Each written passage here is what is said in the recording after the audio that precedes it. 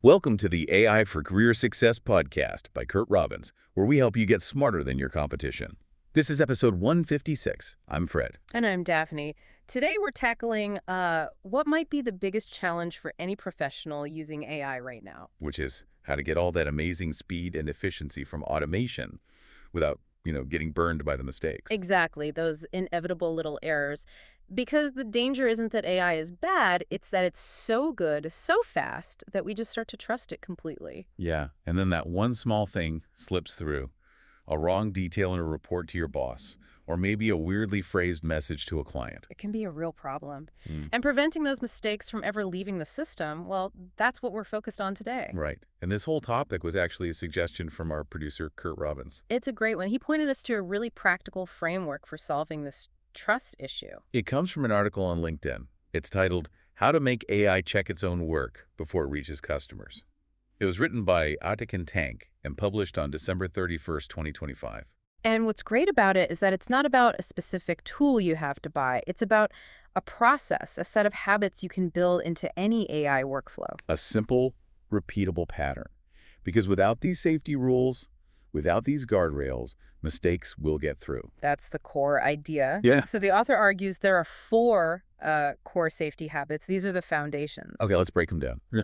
Well, first, you have to understand why it matters so much. For you as a professional, a mistake isn't just a typo. It can damage your reputation, it can waste time, it can even have legal consequences. So these habits are basically your insurance policy. Precisely.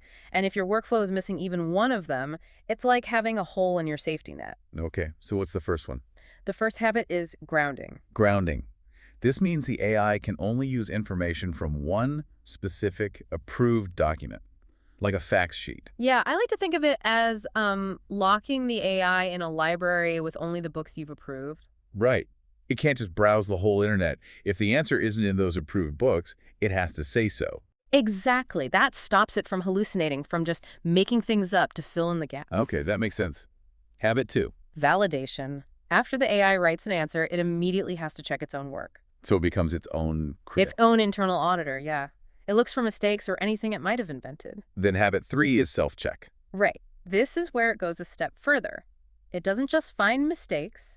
It scores how good and safe its answer is. It gives it a number. A quantifiable score. I like that. And the last one. Habit 4 is fallback, or escalation. This is the big one. If the AI is unsure, or if that score is too low, the automation just stops. It doesn't send the email? It does not. It sends the work to a human to review, along with a note explaining why it stopped. Grounding, validation, self-check, and fallback. So those are the 4 habits. They are, and they form the whole philosophy here. Now we can get into the practical steps. How do you actually build this? Let's do it. It all starts with that first habit, right? Minimizing the chance of a mistake in the first place. It brings us right back to step 1, grounding. You mentioned the library metaphor, which is perfect. In practice, this means you are feeding the AI your specific documents. Your company policies, FAQs, product specs, whatever the approved source of truth is for that task. Yes, and you do that for every single request. You don't rely on the AI's general memory. And the prompt you give it is really specific. It's not just answer this question. No, it's a command. Something like, use only the information I've provided. If the answer is not in this text, you must say you need help. Do not invent anything. That feels like the most important sentence in this whole process. It might be. So once it's grounded, you move to step 2. Write a first draft. We'll call it draft 1. And it writes this draft under those strict rules. Use only the approved info. Don't invent things. But here's where we add the first safety check. We don't just trust draft 1. We immediately go to step 3, validation. The internal review. Yeah. This is where you give the AI a new job. A new persona, almost. You tell it, okay, now you're a senior compliance officer. Review draft 1. And you ask it to list anything that could be wrong, anything that's confusing, or anything that wasn't in the original document. Right. You're forcing it to hunt for its own potential failures. Once you have that list of problems, you go to step 4, fix the draft. Which creates draft 2. So you tell the AI to rewrite draft 1 and fix every single issue it just listed. And crucially, you remind it again to only use the original source material for the fixes. So now draft 2 is way better, much safer. It is. But, and this is what the article really emphasizes, It's still not ready to send. Oh, interesting. So even after it's been corrected, you can't fully trust it. You can't. Just because the AI tried to fix its mistake doesn't mean it actually succeeded. We still need to measure the remaining risk. Let's take a brief break for a special message from our producer, Curt Robbins. Hi, this is Curt Robbins. First, thanks for listening. I truly appreciate your support. I want to let you know that I'm currently accepting new clients. My rates are affordable, and I have more than 25 years of experience working for enterprise companies like Microsoft, Northrop Grumman, Oracle, PNC Bank, FedEx, USAA, and Wells Fargo, among many others. If you want to improve your IT documentation and communications, hire me. I deliver fast, know how to use AI to improve efficiency and accuracy, and love going the extra mile to satisfy my clients. Thank you for subscribing and listening. Back to you, Daphne and Fred. Welcome back to the AI for Career Success podcast. Okay, before the break, we had created Draft 2. It's been grounded, validated, and internally fixed. But you were saying it's still not ready. That's right, because now we have to actually measure how safe it is. This is step 5, self-check or scoring risk. This is where we get objective. We move beyond just finding errors to actually quantifying the danger. Exactly. You have the AI score Draft 2 on a simple scale, like 1 to 5, across a few key areas. What kind of areas are we talking about? The most common ones are accuracy, so does it perfectly match the source? Then clarity, is the language easy to understand? And most importantly, risk. Risk. As in, could this create legal liability or violate a policy? That's the one. And the rule here has to be non-negotiable. If any of those scores, especially the risk score, comes back as a 1 or a 2, The process stops. it has to stop immediately. And that kicks off step 6, fallback, stop, and escalate. This is the human takeover. It is. The automation halts, and it sends the work to a person for review. But here's the critical part. It also sends a note explaining why it stopped. So it's not just a silent failure? Never. A safe workflow should never fail silently.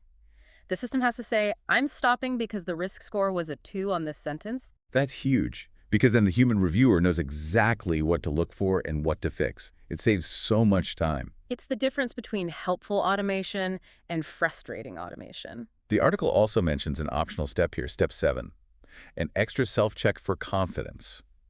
Why do you need that if you already have the 1 to 5 scores? That's a really good question. The 1 to 5 scores are for specific things like accuracy. The confidence score, which is usually 0 to 100, is more. Well, it's more of a holistic gut check from the AI. So the AI could think, well, everything is technically accurate, so that's a 4, but the source material was really confusing, so my overall confidence is only 60. That's it, exactly. It catches the nuance that the other scores might miss, and you just set a threshold, say 80. If confidence is below that, it triggers the same fallback to a human. Okay, so after all that, a draft that's been grounded, fixed, scored, and passed a confidence check. Now is it ready? Almost. That brings us to the final essential piece of the puzzle. Step 8, human review. So even with all these checks, a person still needs to look at it. Especially when you're first setting up the system, yes. But the key is that the review is now incredibly fast. You're not writing from scratch. You're just giving a final QA glance. And it doesn't have to be a big process, right? The article mentions things like a quick approve button in Slack. Yeah, or just spot checking a few of the outputs each day. You're building trust in the system over time. And I guess as you see it working well, you can start to automate more. That's the goal. Once you see that the AI consistently scores a 95 on confidence for, say, low-risk customer questions, you can let those go through automatically. But you always keep the human review for the high-risk stuff. Legal, finance, anything for a VIP. Always. The core idea behind this whole 8-step pattern is that AI shouldn't be trusted by default. It has to earn that trust. It has to earn it on every single task by passing its own tests. Right. And for you, the listener, this isn't about adding more work. It's the opposite.